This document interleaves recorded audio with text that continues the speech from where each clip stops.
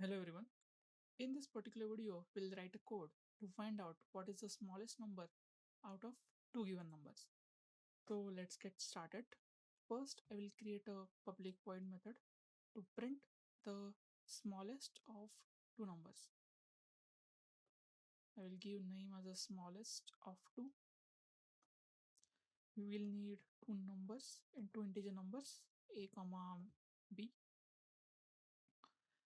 Then first, we will create one int variable, int minimum. And now again we will use the ternary operator here. First we'll write one condition. If a is less than b, then we will give the ternary operator here. Now if a is less than b, what we have to print? We have to print a, else we have to print b. So this is how you can use the ternary operator. And at the end you have to just give one out statement and write the given number is smallest. The smallest number is, and plus you can give your minimum number.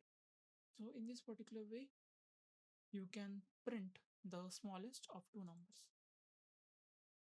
Let's create a main method and use this program, and we'll check whether it is working correctly or not. For that, you have to make this particular method as a static, because we can only use static methods inside static methods. Then declare two variables. Int a, I will give value as a 6.